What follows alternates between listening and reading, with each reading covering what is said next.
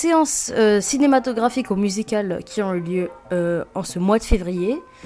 Nous allons aussi parler des différents films qui sont à l'affiche, des nouveaux albums et des nouvelles annonces musicales. Et bien sûr, dans l'informatique, nous allons parler du Galaxy Unpacked 2024. C'est parti, nous allons maintenant parler de cinéma.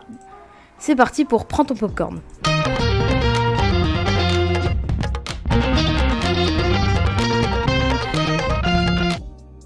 Alors, côté cinéma, ce mois de février a été très chargé en événements cinématographiques et avec une sélection de 3 films comprenant Dune partie 2, le biopic Bob Marley One Love et Madame Web. À l'affiche ce mois-ci, nous avons Dune partie 2. Niveau casting, Denis Villeneuve a sorti les gros moyens avec Austin Butler qui a récemment joué dans Elvis dans le rôle de Fade Rota. Timothée Chalamet qui a récemment joué dans Wonka dans le rôle de Paul Atreides, Zendaya qui a joué dans Spider-Man dans le rôle de Shani, et puis Léa Seydoux qui a joué dans James Bond qui joue le rôle de Margot Fenring. Dans le film, nous retrouvons Paul Atreides qui se rallie à Shani et aux Fremen tout en préparant sa revanche contre ceux qui ont détruit sa famille. Alors qu'il doit faire un choix entre l'amour de sa vie et le destin de la galaxie, il devra néanmoins tout faire pour empêcher un terrible futur que lui seul peut prédire. Dans un tout autre registre, nous avons le biopic Bob Marley One Love, dans lequel il y a Kingsley Ben-Adir dans le rôle du célèbre chanteur jamaïcain et Lashana Lynch dans le rôle de Rita Marley. Dans le film, on découvre l'auteur-compositeur-interprète jamaïcain Bob Marley qui fait face à l'adversité pour devenir le musicien de reggae le plus célèbre au monde. Le chemin qu'il a emprunté l'a amené à réaliser une musique révolutionnaire. Après un film de science-fiction et un biopic, passons à de l'action avec le film Madame Web. Dans le casting, nous avons Dakota Johnson qui a joué dans la saga 50 nuances de Grey dans le rôle de Madame Web, Sydney Sweeney qui a joué dans Euphoria et dans The White Lotus dans le rôle de Julia Carpenter, et Emma Roberts dans le rôle de Mary Parker. Dans le film, Cassandra Webb incarne une ambulancière de Manhattan capable de voir dans le futur. Forcée de faire face à des révélations sur son passé, elle doit protéger 3 jeunes femmes destinées à un avenir hors du commun d'un mystérieux adversaire qui veut leur mort.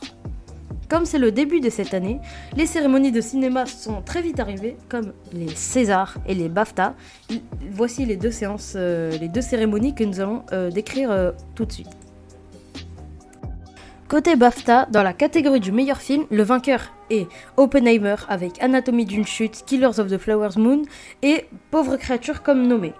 Avec le prix de la meilleure actrice, la vainqueur est Emma Stone pour Pauvre créature, avec Sandra Hüller pour Anatomie d'une chute et Margot Robbie pour Barbie comme nommé.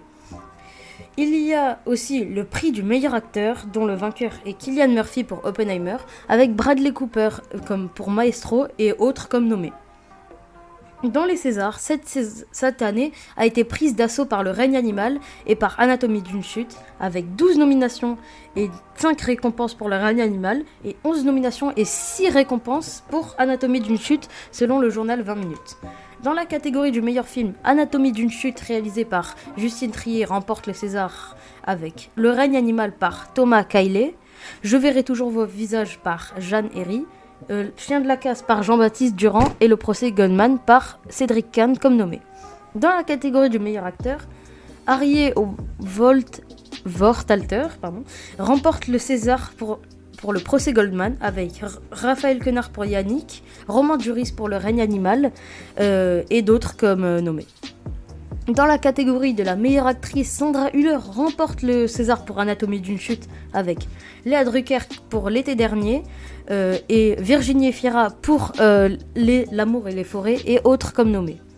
Dans la catégorie du ou de la meilleure réalisateur ou réalisatrice, Justine Triet remporte le César pour Anatomie d'une chute avec Thomas Caillet pour Le règne animal, Cédric Kahn pour Le procès Goldman et d'autres comme nommés. Maintenant que nous allons parler de cinéma, allons voir dans le jukebox en parlant musique.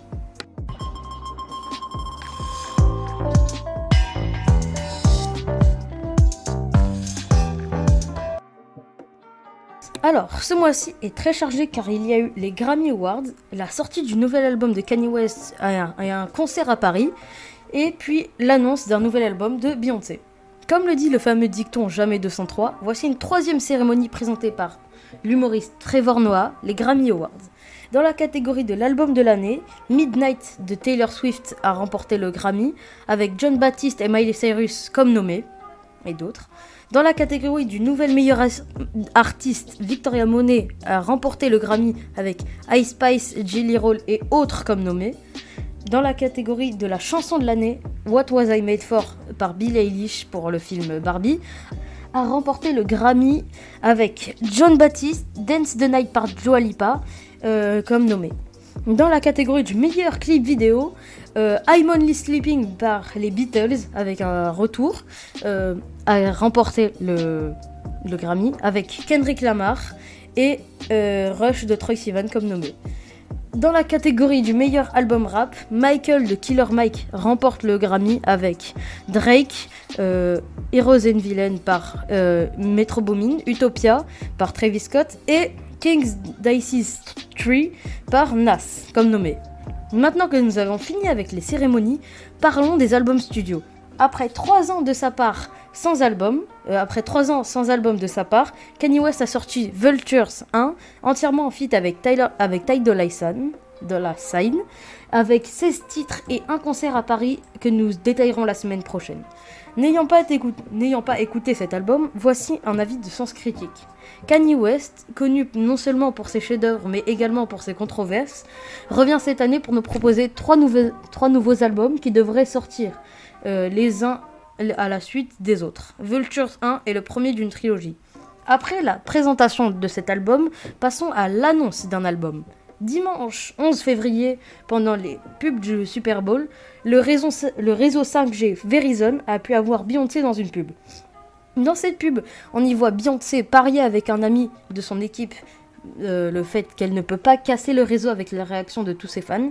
Suite à ce pari, Beyoncé essaye de tout faire pour le casser. Lancer un stand de limonade, vendre un robot, aller dans l'espace pour performer, et elle ne réussit toujours pas son objectif. À la fin de cette pub, on y entend Beyoncé demander de balancer la nouvelle musique. Suite à cette pub, elle a sorti 2 singles, Texas Hold'em et 16 Carriage.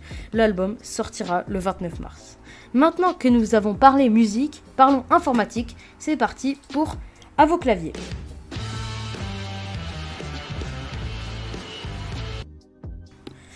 Alors, comme ce n'est pas tous les jours qu'un nouvel appareil électronique sort, voici un récap du Galaxy Unpacked. Le 17 janvier 2024, le Galaxy Unpacked a eu lieu et nous a fait découvrir 3 nouveautés majeures. Alors, le Galaxy S24, un aperçu du Galaxy Ring, la bague connectée et Galaxy AI. La grande nouveauté cette année, c'est Galaxy AI, nouveauté avec laquelle on peut maintenir le bouton menu pour ouvrir un raccourci Google Lens, avec lequel on peut encercler un élément qui nous entoure grâce à la caméra. Nous pouvons traduire des messages en direct ou des appels, pouvoir reformuler un texte sur Samsung Note et aussi sur SMS, et pouvoir supprimer un élément sur une photo. J'espère que cette analyse vous a plu. Je vous conseille fortement ce podcast si vous aimez bien l'actu. N'oubliez pas de partager ce podcast à vos amis, de vous abonner au podcast. Et puis je vous dis à la semaine prochaine. Au revoir.